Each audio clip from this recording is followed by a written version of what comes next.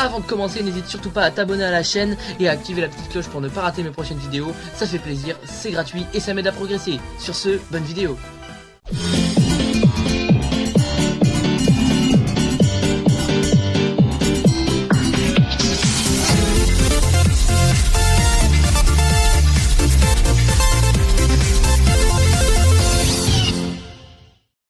Salut tout le monde, c'est Ethan1975. Aujourd'hui on se retrouve pour la fameuse vidéo Making of sur le Attack on Titan Tribute Game Story Mode.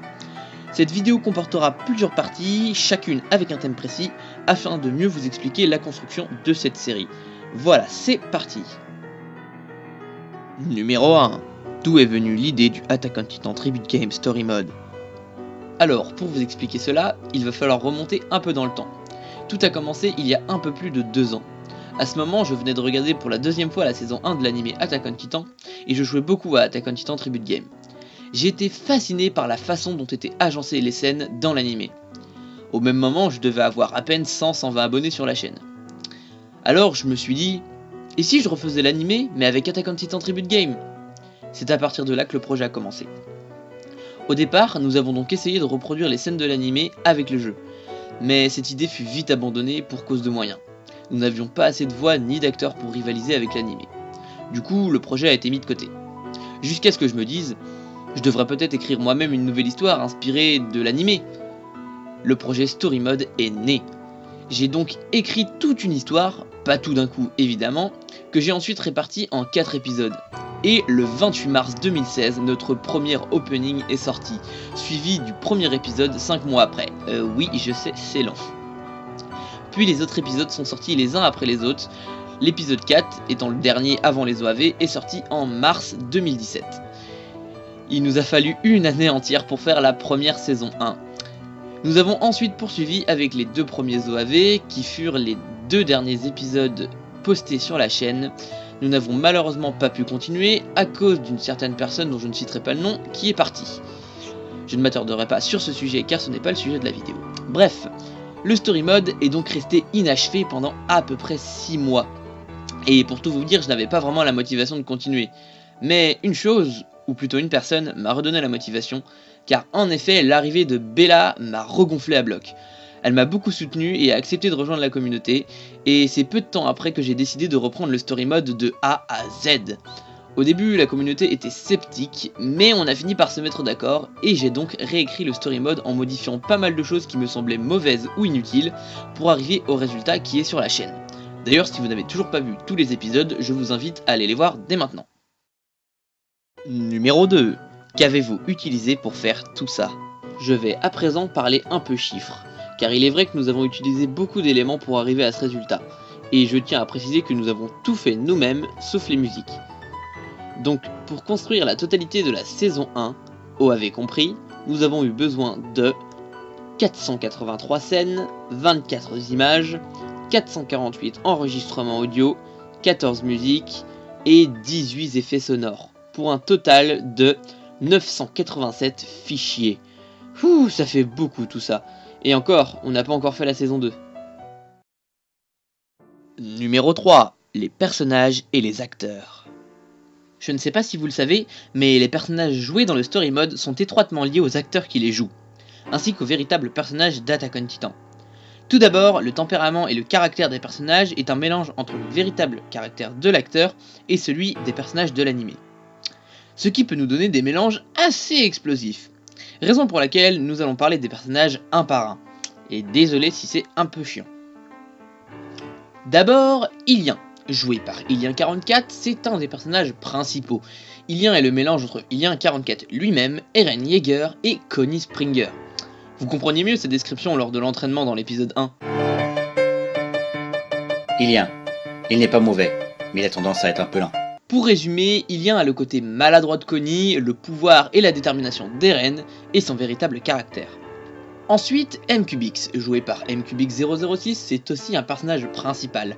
MQBX est le mélange entre MQBX006 lui-même et Jean Kirstein. MQBX, il est plutôt malin et fort, mais il reste un bon combattant. MQBX possède donc le côté agaçant et fourbe de Jean, ainsi que son propre caractère. Poursuivons avec Bella. Jouée par Bella Gojjo, c'est encore une fois un personnage principal. Bella est le mélange entre Bella Gojjo elle-même, Mikasa Ackerman et Angie Zoe.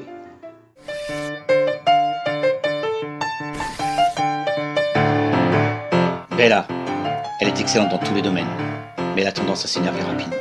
Bella possède donc le côté badass de Mikasa, le côté taré de Angie et son caractère perso. Et pour en finir avec les personnages principaux, moi, enfin Ethan plutôt. Joué par moi-même, Ethan est le mélange entre moi-même et Armin Arlelt. Ok, j'avoue, le côté Armin, on l'a pas beaucoup vu.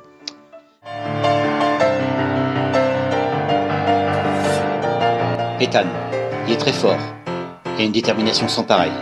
Je me demande ce qui peut bien le pousser à agir ainsi.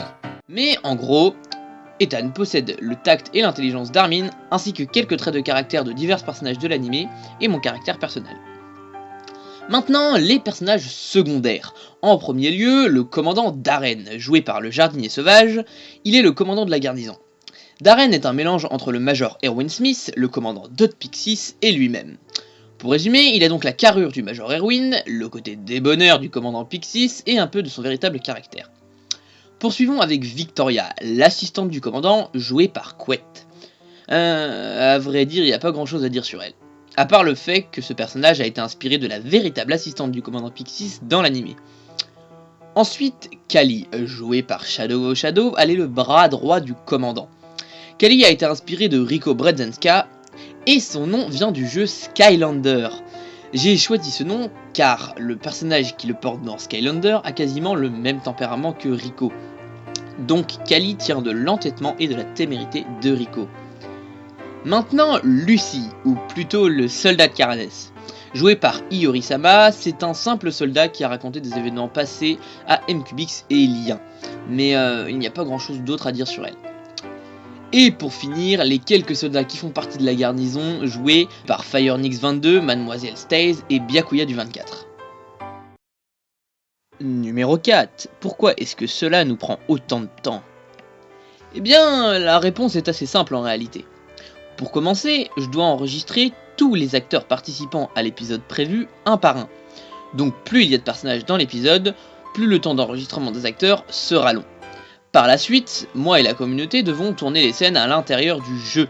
Mais ici, le temps de tournage dépendra des scènes à tourner. Plus il y a de l'action, et plus les scènes seront compliquées à tourner, et donc plus cela nous prendra du temps. Une fois tout ça terminé, il me reste le montage.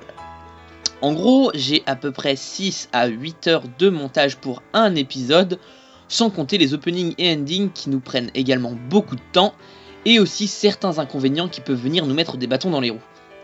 Et c'est pour tout cela que les épisodes sortent assez lentement, j'en suis désolé.